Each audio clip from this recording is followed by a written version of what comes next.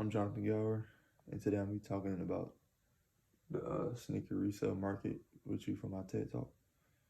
Um, so, sneaker resale market began like early 2000s, and it continued to get popular, and it just expanded into a whole full time job now for some people.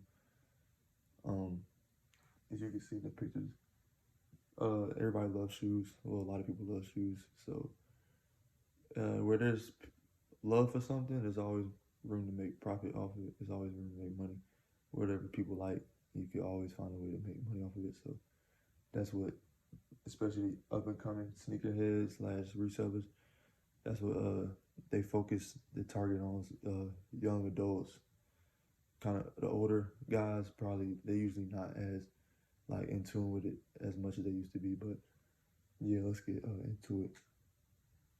Uh, the brands that make the most money, of course, is Nike, Jordan, Adidas. Uh, Nike is probably still sitting at the top because it's Nike. It's like everybody loves Nike. Adidas are up and coming because Kanye West and his brand Yeezy. He patented the Yeezy brand with Adidas, and now their shoes usually go for a lot of money as well. And Jordans, of course, Jordans never will die. They'll never die. They'll always make money off Jordans. So um, Jordans is also a good investment to kind of like buy pairs and just kind of just hold them and see what the value does over time. Because either way you slice it, you always gonna get a profit because they won't go for less than what you pay for most of the time. So if it's a bad hold, you only make a couple of dollars, but if it's a good hold, then you'll really capitalize on your investment. So yeah, um, yeah. Why these brands? Nike does. Nike always been big on recruiting. Of course, you had LeBron recruited since he was in high school. Kevin Durant, LeBron, Kobe, all those guys really helped to make the sneaker game what it is today. Because back in the day, it used to be a lot of Nike basketball that was getting resold for a lot of money with like LeBron's, KD's. It used to be KD's was the hype, Kobe's was definitely the hype.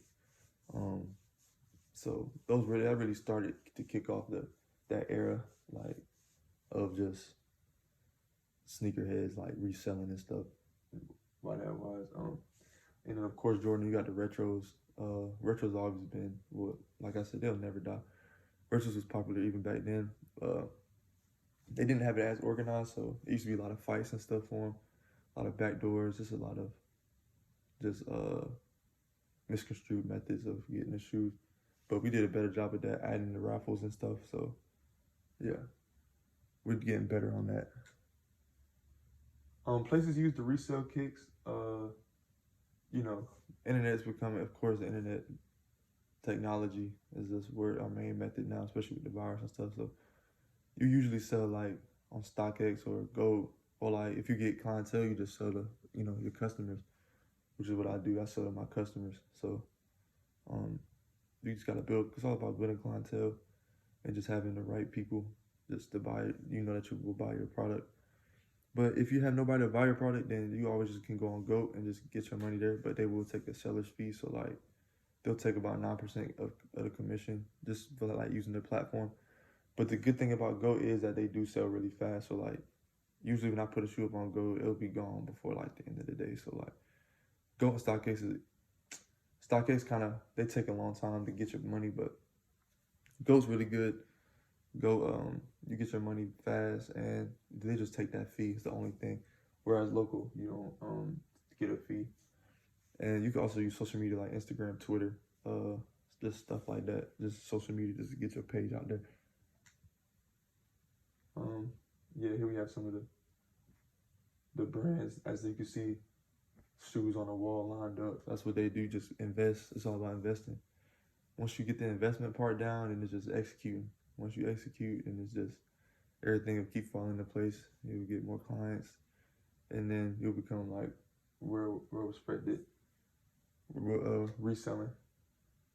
Um, yeah, here's just a breakdown of how you make profit. So, uh, depending on what brand it is, you usually spend about 150 to 200 for a shoe for retail. So, the more the hype, the more expensive you can resell it for. So you get a shoe for 180, and there's some examples coming up, but you get a shoe for 180 and sell it for 260. That's that's an easy $8 profit. That's most people. That's minimum wage. That's a week of work. $80. So like I said, it's always it's quick, it's fast money. Like I said, you can invest too and then hold them. But that's just a breakdown of how the profit margin works. So imagine that $80 profit times however many pairs you get. So 10 pairs is $800. 20 pairs is 1,600. So that's just a breakdown of just how to make profit. Yeah, Financial Times said it was a $1 billion market, so there's always room to make money for sneakers. But yeah, we got some South Beaches right here. It's an old school. Retail's 160, and they now going for 949. So it's just one of the examples. The Space Jams retail for 125 back in 07, which is crazy. Because now you got to get them for 200 plus, but back then it was really not that. It was 125 in 01 and then 175 in 09. So it was crazy how much it came up. And yeah, these Yeezys, when they first dropped, they was 350. And after they dropped, a week later, they shot up to 1,500 resale. But this is when people couldn't really touch Yeezy. So you had to be real intertwined with the sneaker community to get a pair of these when they first dropped. Because no regular person walking around with Yeezys back then. Yeezys become more popular, so they made more. So a lot of people got Yeezys now, but back in the day, I remember you couldn't even touch a pair of Yeezys. But